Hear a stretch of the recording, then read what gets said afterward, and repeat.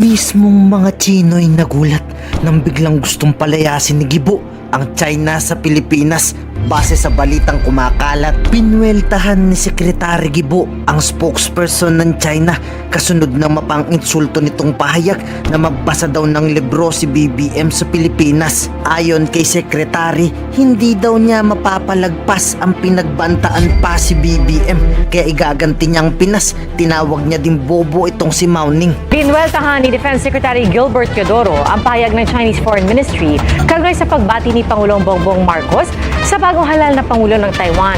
Ang kay Teodoro, nakakadismaya ang pahayag ng tagapagsalita ng Chinese Foreign Ministry na nauwi sa pang-iinsulto kay Pangulong Marcos at sa buong Pilipinas. Pero di na niya ito nakakagulat mula sa isang estadong salungat ang pamumuhay sa Pilipinas at paulit-ulit sa paggawa ng state-sanctioned propaganda at pagpapakalat ng maling impormasyon. Ayon naman kay Chinese Ambassador to the Philippines Wang Xilian, maling-mali ang naging pahayag ni Pangulong Marcos kaugnay sa eleksyon sa Taiwan na muli niyang iginiit na bahagi lang ng China. Anya, ang mga salita ni Marcos ay seryosong paglabag sa One China Principle at isang panghihimasok sa usaping panloob ng China. Ay sarili pamahalaan ng Taiwan pero para sa China, probinsya lang nila ang Taiwan. Tila nakahanap naman ng kakampi ang China kay Senator Coco Pimentel matapos niyang sabihing tama dito ang China at mali dito si BBM, pero hindi nakakapagtakang kampi sila sa China. Gusto nilang sirain si BBM. Kung may one China policy tayo, we should be sensitive about the point of view or belief of that China which we are recognizing. Sensitive lang tayo kung ang feeling ng China, if the feeling of that China which we are recognizing is that is a renegade province, and then nagkaroon ng election sa renegade province nila, do we go out of our way to greet the winner in the election in that renegade province? We could have refrained from doing so. They are a sovereign country. The president can do what he did. Pero syempre, we do not live in a vacuum. No man is an island. The community of nations na ito, ang kilos natin affect some other nations. So merong ma-upset. So i-anticipate na lang natin lahat yan. Pero base sa inilabas na latest survey, 8 sa 10 Pilipino ang naniniwalang palayasin na dapat ang China ni BBM dahil mas pabor sila sa Amerika, pauwi ng China ni BBM. Yeah, on your question on the support of majority of the Filipinos towards the U.S. Well, of course, I think it's natural for many Filipinos or majority of the Filipinos to say or to agree that the government, the Marcos Jr. administration should be working with the U.S. because the U.S. continues to remain top of mind in the minds of the public. There's much visibility in terms of statements, press releases made by the U.S. government, our own ambassador as well, in terms of how we want to be able to maintain sovereignty in the West Philippine Sea. So the U.S. is a natural ally. We have shared values. We have, of course, the historical past that we have with them. But at the same time, I want to emphasize that more than anything, this doesn't mean that it is only the U.S. that should remain our partner, but it also is a challenge. You know, these survey results are telling that other nations can also partner with us in this endeavor. Yeah, and the numbers also reveal that we want to partner with the Australians, and in that survey they came in at 43%, and then in third was Japan with 42%. So it looks like it's a coalition of support from Western nations. Yes, exactly. It's also interesting that you bring that up, right? One interesting thing why Australia is, ahead of Japan, and first of all, the numbers are quite telling as well of how Filipinos are starting to see like-minded nations, upholding this sovereignty. And an interesting thing is that 40% of Filipinos see Australia, 40%, 43% see Australia and Japan. But one thing I want to emphasize as well is that we see Australia leading in this instance by a small margin from Japan because of, also as I mentioned, the visibility to the public. Last September, we saw the signing of the strategic partnership between the Philippines and Australia, and there's so much support in terms of in terms of defense and security. Yeah. One thing also I want to emphasize, and this is really interesting as well, that Japan is also seen more as an economic partner. We have a strat-based survey also conducted last June where Japan is actually number 2 in terms of being seen as an economic partner, only second to the US, Right. of course, and Australia comes third.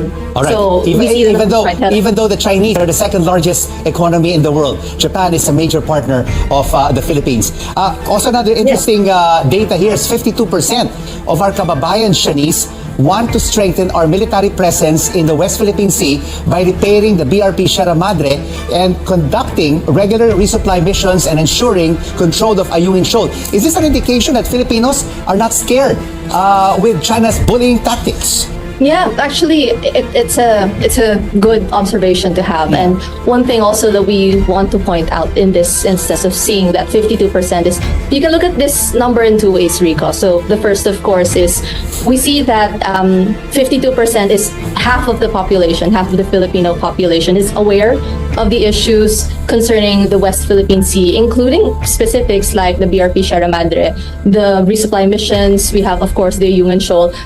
It's quite it's a really good number to consider, and it's more than anything, it shows that Filipinos are also willing to engage with these types of issues. Right. And of course, we see that at the same time, more than anything, it's a clamor for the government to do something about this area, because one thing that's also at stake here is the economic security of the islands, Right. Pagkat Island and the surrounding islands, right? And The other Shanice, side. Sorry, yes. the bullying is not only on the West Philippine Sea. You have China's foreign ministry even suggesting that our president read more books to properly understand the ins and outs of the Taiwan issue. Isn't this also a bullying tactic, an insult to the president and to our country? Yes, definitely. I think that's exactly what this bullying tactic is all about. One thing that I want to also point out here, while we were talking about the number that has been seen, like half of the population is aware, but half of the population in this instance, in looking at it from a, I guess, less optimistic perspective, is that half of the population is also unaware of these issues, and it's a challenge to like-minded people and like-minded partners in the government, like us here in the Strathbase Institute, and Yes. for other people in the academe to make people more aware of these issues and to make them stand up. Yeah. Absolutely. We have to be educated about the issues of the West Philippine Sea, top to bottom, no? Inside out. Definitely. I would like to shift to another topic, which is charter change. What does the Strat-Based Institute think about changing the Constitution? Do the economic provisions really need changes? Will it really prop up the economy, improve economic fundamentals, and create more jobs for Filipinos if we open up the Charter for Change? Okay. The Strat-Based Institute has been looking into economic issues for a long time, and since last year, what we've always advocated for is investment-led growth, not just consumption, in order to grow the economy that we have. And we see that the Marcos administration has been doing a really good job in terms of acquiring promises, investments from the international community as well. One of our Pulse Asia surveys as well, where we look at where there's urgent national concerns that we look at. Most of these urgent national concerns focus on improving inflation. The concerns of the people are in terms of really improving inflation, creating more quality jobs, and at the same time, better wages as well for everyone. Yeah, Shanice, Yes. I'd like to jump in here. You mentioned about pledges and investments in the tens of billions of dollars in the more than 15 international trips of President Marcos. But I'm sure these investors who have been making pledges and investments are not saying change your constitution, change economic Yes. provisions as a reason for them to invest. Yes, exactly. So we see that there's definitely uncertainty that comes with the changing of the Constitution. And so while right now, what we are looking at is economic provisions as stated by the Senate. What we want is that these economic provisions, whether or not, these happen, we want that these provisions or these changes will provide outcomes for us. And that's the most important thing, right?